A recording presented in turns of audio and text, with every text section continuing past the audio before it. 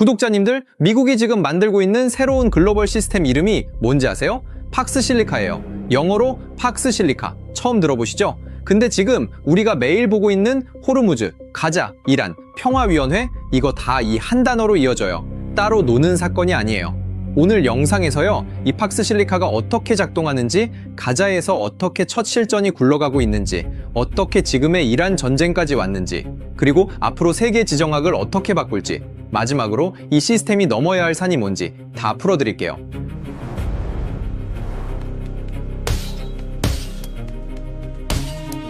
먼저 큰 그림부터 깔게요. 우리가 지난 80년 동안 살아온 세계 질서 이름이 팍스 아메리카나예요. 이게 뭐였냐면 미국 해군이 호르무즈, 수에즈, 말라카 같은 핵심 해상 길목을 지키면서 글로벌 무역을 굴려온 시대예요. 해상 패권의 시대였어요. 우리가 매일 쓰는 거의 모든 물건이 이 해상길을 통과해서 들어와요. 근데 이 시스템이 지금 흔들리고 있어요. 호르무즈 한 번 막히면 전 세계 기름값이 출렁이고요. 후티 반군이 홍해에서 미사일 한 방 쏘면 컨테이너 운송이 마비돼요. 해상길이 너무 취약하다는 게 매년 더 명확해지고 있어요. 이 취약성을 극복하기 위해 미국이 새로 짜는 시스템, 그게 팍스실리카예요. 해상이 아니라 육상하고 디지털로 굴러가는 시대를 만들겠다는 거예요. 이름의 실리카가 그래서 나온 거예요. 광섬유 케이블 만드는 그 실리카요. 근데 이게 그냥 새로운 무역로 까는 얘기가 아니에요. 시스템 자체가 세 개의 부품으로 짜였거든요. 이 셋이 어떻게 맞물리는지를 봐야 진짜 그림이 보이는데, 진짜 충격적인 건 이게 백서위 계획이 아니라 이미 한 군데서 작동하고 있다는 거예요. 팍스실리카는 세 부품이 동시에 굴러가야 작동해요. 하드웨어, 소프트웨어, 연료. 이 셋이 맞물릴 때 비로소 시스템이에요. 첫 번째 부품이에요. 하드웨어. IMEC, 회랑이에요. 이름이 인도 중동 유럽 경제 회랑이고요. 인도에서 출발해서 UAE, 사우디, 요르단, 이스라엘을 거쳐 유럽까지 이어지는 6,400km 길이에요. 근데 이게 단순한 무역로가 아니에요. 그게 이 영상에서 가장 중요한 포인트인데요. 한 길에 4개가 동시에 깔려요. 철도, 수소 파이프라인, 고전압 전력망, 광섬유 케이블. 화물도 같이 가고 에너지도 같이 가고 데이터도 같이 가요. 즉 이 길은 화물 운송로가 아니라 화물 에너지 데이터를 한꺼번에 옮기는 통합, 인프라예요. 운송시간 40%, 비용 30% 절감이 목표고요. 2025년 4월에 이미 착공이 시작됐어요. 종이 위계획이 아니에요. 쉽게 말하면요, 이게 수에즈 운하나 호르무즈 해협을 우회하는 새로운 길이에요. 호르무즈가 막히든 후티가 홍해에서 또 무슨 짓을 하든 이 길은 영향을 덜 받아요. 육상 회랑이거든요. 두 번째 부품이에요. 소프트웨어, 평화위원회예요. 2026년 1월 다보스에서 공식 출범했어요. 트럼프가 의장이긴 한데요. 솔직히 말씀드리면 누가 의장이냐보다 더 중요한 건 위원회의 거버넌스 구조예요. 행정위 멤버를 보세요. 자레드 쿠슈너는 어피니티 파트너스라는 투자 펀드 대표예요. 스티브 위트코프는 부동산 개발 거물이고요. 마크 로어는 아폴로 글로벌 매니지먼트 CEO, 사모펀드 운용사 수장이에요. 거기에 세계은행 총재 아제이 방가까지. 외교관 출신은 거의 없어요. 이게 왜 중요하냐면요, 보통 국제기구는 외교관들이 협상을 하거든요. 근데 평화위원회는 자본시장 사람들이 모여서 투자 결정을 하는 방식으로 굴러가요. 즉 의사결정이 협상이 아니라 딜이에요. 25개국이 연구회원으로 서명했고요. 연구회원이 되려면 10억 달러를 출연해야 해요. UN 안보리 결의 2803호로 권한도 부여받았어요. 합법성과 자율성을 동시에 확보한 구조예요. 세 번째 부품이에요. 연료. 이게 사실 가장 중요한 부품이에요. 금융공학이거든요. 생각해보세요. IMEC가 통과하는 지역은 분쟁 위험이 높은 곳이에요. 이런 곳에 인프라를 까는 데는 천문학적 자금이 필요한데 일반 민간 보험사는 인수를 거부해요. 위험이 너무 커서요. 약 3,500억 달러 규모의 리스크라는 분석도 있어요. 이걸 누가 떠안느냐? 미 국제개발금융공사, 약자로 DFC가 떠안아요. 미국 정부가 최후의 보험자 역할을 자처한 거예요. 이게 왜 충격적이냐면요, 미국 정부가 보증을 서니까 그동안 망설이던 사모펀드와 국부펀드들이 몰려들기 시작했어요. 사우디 PIF, UA, 이 국부펀드, 어피니티 파트너스 다 들어왔어요. 즉 자금 구조가 미국 정부 보증, 걸프 국부펀드 자본, 사모펀드 투자, 이렇게 3중으로 짜여요. 근데 진짜 핵심 메커니즘은 이름이 있어요. 보험의 함정이라고 불러요. 어떻게 작동하냐면요, 미국 정부가 IMEC에만 보증을 서니까 IMEC만 금융적으로 안전한 무역로가 되는 거예요. 다른 경로는 보험이 안 되니까 자본이 안 들어가고, 자본이 안 들어가면 인프라가 안 깔리고 결국 도태돼요. 즉, IMEC는 단순한 인프라가 아니라 자본의 흐름 자체를 한쪽으로 강제하는 깔때기예요. 이 셋이 같이 굴러가야 시스템이에요. 인프라만 깔면 무용지물이고, 위원회만 있으면 빈겁대기고, 자금만 있으면 흩어져요. 이 셋이 맞물릴 때 비로소 팍스실리카가 작동해요. 근데 이게 이론으로 끝나면 그냥 백서일 뿐이거든요. 진짜 충격적인 건 이 시스템이 이미 한 군데서 작동하고 있다는 거예요. 가제서요. 가자가 지금 IMEC의 서쪽 종착지로 재설계되고 있어요. 이게 부수적인 게 아니라 회랑 전체의 핵심 노드예요. 왜 가자가 필요하냐? IMEC, 화물이 인도에서 출발해서 중동을 거치면 마지막에 유럽으로 들어가야 해요. 그러려면 안정적인 동지 중에 종착지가 필요해요. 지금 가자 라파 지역에 들어서는 게 아브라함 게이트웨이예요. 이집트, 이스라엘, 가자를 잇는 삼각 물류 허브고요. 새로운 공항하고 심해 항만 건설 계획이 들어가 있어요. 가자가 글로벌 무역, 인프라의 한 노드로 전환되는 거예요. 재건 계획의 실체를 보세요. 약 250억 달러 규모예요. 180개의 고층 빌딩, 마리나, 호텔. 트럼프가 부른 이름이 중동의 리비에라예요. 이게 부동산 개발 용어거든요. 인도주의 용어가 아니에요. 이 단어 선택 자체가 가자 재건이 어떤 성격의 프로젝트인지 정확히 보여줘요. 여기서 ISF가 등장해요. 국제보안군이에요. 약 32,000명 규모로 추진되고 있어요. 군인 2만 명에 경찰 1만 2천 명이고요. 인도네시아, 모로코, 카자흐스탄 같은 이슬람권 국가들이 병력을 공여해요. 종교적 정당성을 확보하기 위한 설계예요. 근데 ISF가 기존 UN 평화유지군하고 결정적으로 다른 점이 있어요. 평화유지군은 UN 사무총장 지휘를 받거든요. 근데 ASF는 평화위원회에 직접 지휘를 받아요.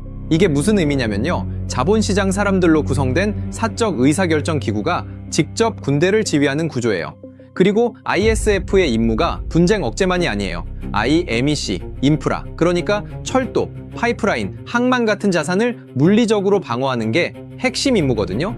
즉, 자본 보호를 위한 군대예요.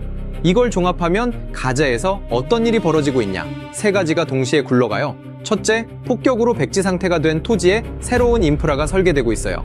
둘째, ISF가 보안을 제공해서 자본 유입을 가능하게 하고 있어요. 셋째, DFC가 보증을 서서 민간 자본이 안심하고 들어오고 있어요. 즉, IMEC의 세 부품인 인프라, 거버넌스, 금융공학이 가제에서 동시에 가동되고 있어요. 이게 왜 중요하냐면요. 가제에서 이 모델이 검증되면 다음 분쟁 지역에 그대로 적용된다는 거예요. 우크라이나 재건이든 아프리카 인프라든 어디든 같은 메커니즘이 들어가요. 가자는 그래서 단순한 재건 사업이 아니라 팍스실리카의 시운전이에요. 그런데요, 이 시스템이 작동하려면 한 가지가 더 필요해요. 회랑이 지나가는 길이 깨끗해야 한다는 거예요. 그게 지금의 이란 전쟁을 분석하는 한 가지 흥미로운 관점이거든요. 지금부터 드리는 얘기는 단정이 아니라 분석 가능한 한 가지 관점이에요. 여러 안보 분석가들이 이런 시각으로 이란 정세를 보고 있고요. 저도 흥미롭다고 생각해서 정리해 드리는 거예요. 이란 전쟁이 IMEC하고 어떻게 연결되느냐, 세 가지 관점에서 볼 수 있어요. 첫 번째 관점이에요. 호르무즈 위협의 역설이에요. 이란이 호르무즈 봉쇄를 위협할수록 전 세계가 해상 경로의 취약성을 더 강하게 자각하게 돼요. 이건 역설적으로 IMEC라는 육상 대안의 가치를 끌어올려요. 즉, 이란의 위협 자체가 IMEC의 세일즈 피치 역할을 하고 있다는 분석이 가능해요. 위협이 클수록 대안의 매력이 커지는 구조예요. 두 번째 관점이에요. 회랑 청소 효과예요. 하마스, 헤즈볼라, 후티, 이란의 대리 세력들이 IMEC 회랑이 지나가는 주요 지점에 위협으로 존재해왔어요. 이들에 대한 군사작전이 진행되면 단순한 테러 응징을 넘어서 회랑 건설을 위한 정치적, 군사적 자금이 제거되는 효과가 발생해요. 회랑이 깨끗해야 자본이 들어오거든요. 분쟁 지역이 정리될수록 IMEC 통과 국가들의 안정성이 올라가요. 세 번째 관점이에요. 장기 전략적 함의예요. 이란이 배제된 상태에서도 중동 경제가 번영할 수 있다는 걸 보여주면 이란 내부에서 시스템 편입 압력이 커질 수 있어요. 즉, 이란을 직접 침공하지 않아도 고립을 통해 정권 또는 정책 변화를 유도하는 장기 게임이 가능하다는 분석이에요. 쉽게 말하면요, 이란 전쟁이 종교 갈등이나 우연한 충돌만으로 설명하기엔 부족하고 새로운 시스템이 작동하기 위한 전략적 맥락 안에서 일부 설명될 수 있다는 거예요. 이걸 모르면 매일 전쟁 뉴스가 따로 노는 사건처럼 보이지만 이런 관점으로 보면 같은 그림의 다른 조각으로도 읽혀요. 자, 그럼 이 시스템이 완성되려면 뭐가 필요하냐? 넘어야 할 산이 셋이거든요. 이게 진짜 중요해요. 첫 번째 산이에요. 유럽의 거부예요.